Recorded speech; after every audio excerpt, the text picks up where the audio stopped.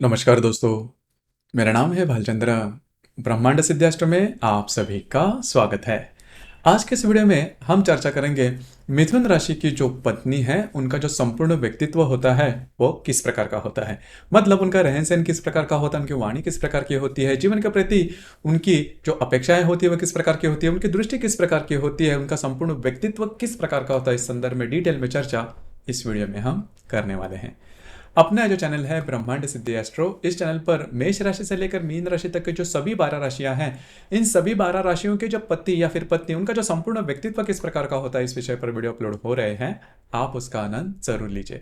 तो आज के इस वीडियो में हम चर्चा करेंगे मिथुन राशि की जो पत्नी होती है उनका जो संपूर्ण व्यक्तित्व होता है वो किस प्रकार का होता है। इसलिए हमें मिथुन राशि है उसके बारे में थोड़ी जानकारी लेना ज्यादा आवश्यक होगा। जैसे कि कुंडली के तृतीय स्थान में आने वाली राशि मतलब काल पुरुष की जो कुंडली होती है उसमें तृतीय स्थान में आने वाली राशि है पुरुष राशि। इस राशि का जो स्वामी है वो बुध है। यह जो राशि है वो द्विस्वभाव की राशि है और जो तत्व है वो वायु तत्व है। तो मिथुन राशि के बारे में अगर कहा जाए या फिर मिथुन राशि की जो पत्नी है उनके बारे में अगर देखा जाए तो पहले सबसे महत्वपूर्ण बहुत ही ज़्यादा इनोसेंस इनमें देखा जा सकता है। बहुत ही ज़्यादा मतलब उम्र में ये जो पत्नी है वो कितनी भी बड़ी हो जाए लेकिन इनकी जो करतूतें होती है या फिर इनका जो पूरा व्यक्तित्व होता है वो छोटे बच्चों की तरह होता है। बस आजू बाजू के जो पर्यावरण होता है इसका जो प्रभाव होता है इनमें बहुत ही जल्दी से हो जाता है। मतलब इसी वजह से इनकी जो मूड स्विंग है वो काफ़ी ज़्यादा देखे जा सकते हैं। सुबह एक है, दोपहर का एक है, शाम को एक है, रात को एक है और छोटी छोटी बातों को लेकर इनके जो मूड स्विंग है वो होते रहते हैं। मतलब कोई भी छोटी बात जो कि किसी अन्य व्यक्ति के लिए जो कि वेरी कॉमन होगी वो इनके लिए बहुत बड़ी होगी और इसकी वजह से इनका मूड जाएगा भी और छोटी सी बातों को लेकर मूड आएगा भी। मतलब ऐसा नहीं है कि भाई इनका मूड अच्छा बनाने के लिए कुछ एक्सपेंसिव आपको या फिर बहुत ज़्यादा पैसे खर्च करने होंगे, बहुत ज़्यादा एक्सपेंसिव गिफ्ट आपको लेने होंगे, ऐसा बिल्कुल भी नहीं। अब ये बात अगर इनके जो पति है वो उनको समझ में आ जाए और या इनका जो व्यक्तित्व अगर इनको समझ में आए तो किसी भी प्रकार के प्रॉब्लम इनके बारे में नहीं आएंगे। दूसरी ज़्यादा महत्वपूर्ण बात इनके जो पूरा जो ड्रेसअप होता है या फिर इनका जो पूरा रानीमान होती है उसके बारे में अगर देखा जाए तो वो भी काफ़ी नॉर्मल देखी जा सकती है। मतलब बहुत ज़्यादा पॉजिटिव नहीं होते कि बहुत ज़्यादा फैशनेबल इनमें फैशन जो है वो इनमें देखा नहीं जाता। अन्य जो राशियां हैं उनमें ये जो बातें होती है वो देखी जा सकती है लेकिन यह जो राशि है इसमें इसके प्रति ज़्यादा उनका रुझान देखा नहीं जाता, जो कि काफ़ी अच्छी भी बात है। दूसरी ज़्यादा महत्वपूर्ण बात, इनको बोलना काफ़ी पसंद आता है, इनका कम्युनिकेशन काफ़ी अच्छा रहता है और बचपन से ही हर एक बात के बारे में मतलब किसी भी चीज़ के बारे में इनके जो क्यूरियस नेचर होता है वो थोड़ा ज़्यादा देखा जाता है। क्यों, कैसे, कब, तो ये जो बातें इसके जो प्रश्न होते हैं इनके मन में काफ़ी ज़्यादा आते हैं और उसके उत्तर भी इनको मिलते हैं। तो इस वजह से होता है कि करीबन हर एक विषय पर ये जो राशि है या फिर पत्नी है वो बोल सकती है। इसी वजह से इनका कम्युनिकेशन स्किल काफ़ी अच्छा होता है। अब यहाँ पर एक बात मैं कहना चाहूँगा कि किसी भी विषय पर काफ़ी इन डेप्थ नॉलेज इनसे एक्सपेक्ट नहीं करना, लेकिन ऊपरी ऊपरी का जो नॉलेज होता है जो कि रिलेशनशिप डेवलप करने के लिए काफ़ी महत्वपूर्ण होता है वो इनमें देखा जाता है। दूसरी ज़्यादा जो कि मैंने शुरुआत में बात कही कि इनको शेयरिंग काफ़ी अच्छा लगता है। तो इस वजह से होता क्या है कि इनका जो फ्रेंड सर्कल होता है वो काफ़ी ज़्यादा होता है। फ्रेंड से इनका जो रिलेशन होता है वो भी काफ़ी अच्छा देखा जा सकता है। और आजकल के ज़माने में जो व्हाट्सअप वगैरह ये जो सभी मतलब प्लेटफॉर्म है इस पर ये बहुत ज़्यादा एक्टिव दिखाई दे सकते हैं। लेकिन छोटी छोटी बातों के लिए या फिर बड़ा कोई स्ट्रेस आ जाए तो बहुत ज़्यादा स्ट्रेस लेने वाली ये जो राशि है वो देखी जा सकती है। और इसमें और थोड़ा सा इनका जो नेचर होता है छोटे बच्चे की तरह, मैंने जैसे कहा कि हर किसी नई चीज़ के बारे में ये बहुत ज़्यादा अट्रैक्ट होते हैं, तो ये बात इनमें देखी जा सकती है। इनकी जो वाणी होती है वो भी काफ़ी अच्छी होती है। देखिए मतलब बहुत थोड़ी ऐसी राशियां हैं वो जो राशियां वो हमेशा बोलने से पहले विचार करती है कि अगर मैं ये शब्द इस्तेमाल करूँ तो सामने वालों को क्या लगेगा। तो ये जो बात है ये बात इनमें बहुत अच्छी देखी जाती है। इस वजह से होता क्या है कि बोलने से इनकी जो रिलेशन है कभी भी खराब नहीं होते। मतलब ये खुद से ही पहले विचार करती है कि अगर मैं ये शब्द इस्तेमाल करूँ तो इसका जो परिणाम है तो सामने वाले व्यक्ति पर किस प्रकार से होगा। तो ये बात इनमें देखी जाती है। और दूसरी ज़्यादा महत्वपूर्ण हेल्पफुल होते हैं, सामने वाले व्यक्ति को हमेशा मदद करने वाले होते हैं। अब यहाँ पर पर एक बात मैं साफ करना चाहूंगा कि जो फिजिकल जो मेहनत है वो इस राशि में ज़्यादा देखी नहीं जाती। अगर बहुत ज़्यादा फिजिकल मेहनत है तो वो नहीं कर पाएगी। अब करियर के बारे में भी अगर देखा जाए तो इस राशि की जो पत्नी होती है वो करियर तो करेगी, लेकिन जो मार्केटिंग या फिर टूरिज्म या फिर इस प्रकार के जहाँ पर फिजिकल मेहनत नहीं लेकिन वन टू वन कम्युनिकेशन है या फिर रिसेप्शन, इस प्रकार के जो जॉब या फिर करियर है, इसमें ये जो राशि है वो आगे बढ़ सकते हैं और इसी प्रकार के जो जॉब है उनको पसंद आते हैं। जिस जॉब में बहुत ज़्यादा फिजिकल ये हार्डवर्क है उस प्रकार की जो बातें वो देखी नहीं जाती। दूसरी ज़्यादा महत्वपूर्ण बात, निर्णय ये जल्दी से नहीं ले पाती। मतलब इनको अगर कोई भी बात अगर इनके सामने आ जाए तो इनके हमेशा दो जो बातें होते हैं वो हाँ भी और ना भी। इनके जो पति है उनको ये हमेशा एक्सपीरियंस हुआ रहेगा कि कोई भी अगर समस्याएं हैं तो इसमें अगर इनसे पूछा जाए तो इनके दोनों साइड्स होते हैं, मतलब करना भी है और नहीं करना भी है। अगर पूछते हो तो ये दोनों जो साइड्स है वो आपको बताएगी और जब भी इसके रिजल्ट्स आएंगे किसी भी प्रकार के तो वो हमेशा आपको कहेगी मैंने बोला था ना ऐसे कि हुआ था।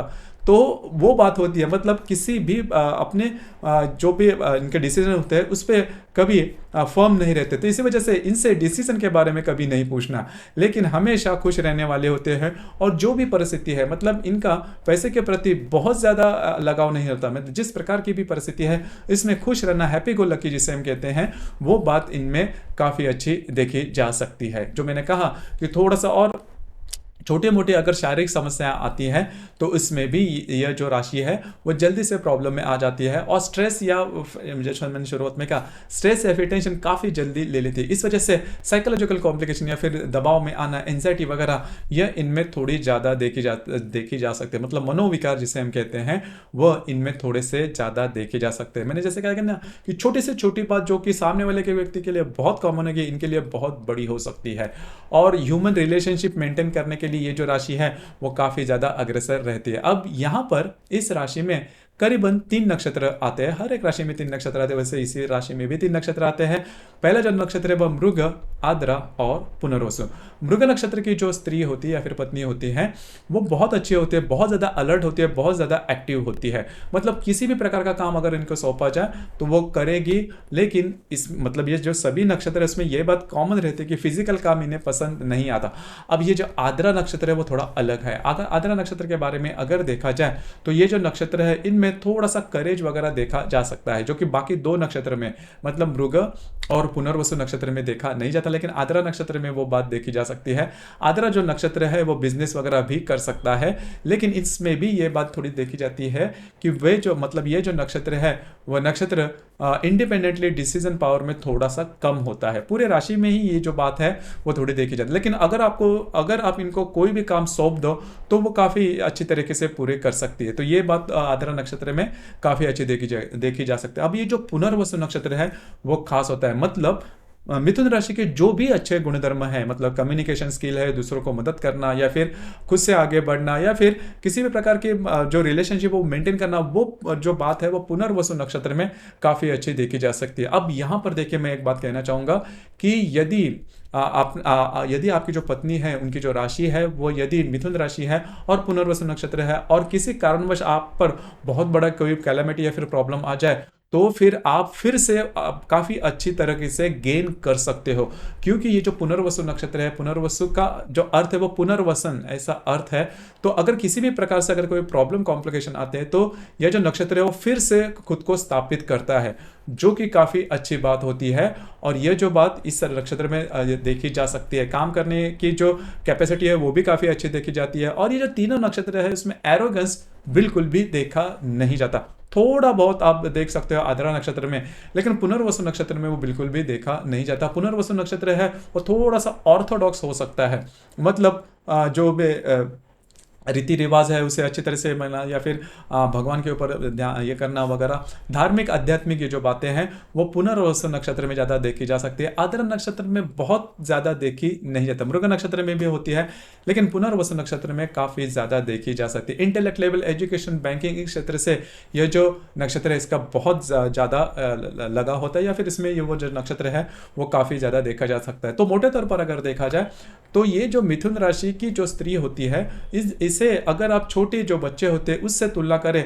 तो आपको इनकी जो सभी जो इनका जो पूरा व्यक्तित्व है वो आपको दिखाई दे सकता है। मतलब बहुत बड़ी बड़ी बातें ये करेंगे, लेकिन प्रत्यक्ष रूप में अगर ऐसे कोई बातें या फिर ऐसे कोई प्रॉब्लम आती है तो थोड़ा सा पीछे हटेंगे। तो इनमें ये बात थोड़ी देखी जा सकती है, लेकिन मोटे तौर पर अगर देखा जाए तो यह जो राशि है इससे इससे आपको किसी भी प्रकार के बड़े प्रॉब्लम कॉम्प्लिकेशन नहीं आएंगे, हमेशा एडजस्ट करने के लिए तैयार होती है। अकेली ऐसी राशि है कि किसी भी परिस्थिति में मतलब एडजस्ट कर सकते हैं, जैसा आप रखो उसी प्रकार से रख सकते हैं। मतलब ज़्यादा पॉजिटिव ये जो राशि है वो देखी नहीं जाती, जो कि काफ़ी अच्छे होते थे। सिर्फ इनके होता क्या है कि इनकी जो मूड स्विंग है वो काफ़ी जल्दी जल्दी बदल जाते हैं। अब यहाँ पर अगर आप दोनों में किसी प्रकार की दिक्कत या फिर प्रॉब्लम आते हैं तो आपको क्या करना होगा, सीधी सरल बात है। इनको लेकर अगर आप घूमने फिरने जाते हो तो आपको किसी भी प्रकार के आपके जो भी प्रॉब्लम है वो नॉर्मल हो जाएंगे। और जैसे आप मतलब इनकी जो भी चाह है वो अगर आप शुरुआत करते हो या फिर देते हो तो जल्दी से आपकी जो मतलब ये जो राशि है जल्दी से माफ भी कर देती है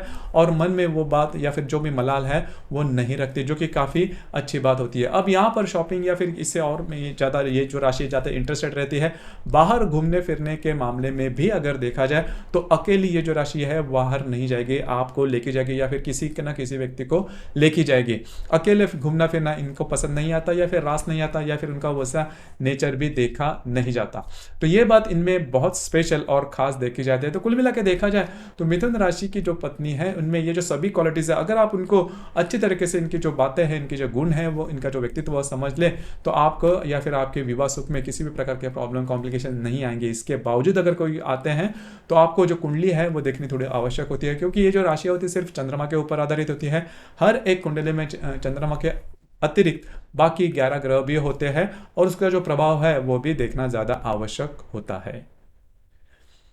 तो दोस्तों ये था मिथुन राशि की जो पत्नी है उनका जो संपूर्ण व्यक्तित्व होता है वो किस प्रकार का होता है, इस संदर्भ में चर्चा। आपको वीडियो कैसे लगा, आपने किस प्रकार से अनुभव किया, नीचे कमेंट बॉक्स में जरूर कमेंट करना। और अपना जो चैनल है ब्रह्मांड सिद्धि एस्ट्रो, इसे भी लाइक शेयर और सब्सक्राइब जरूर करना। धन्यवाद।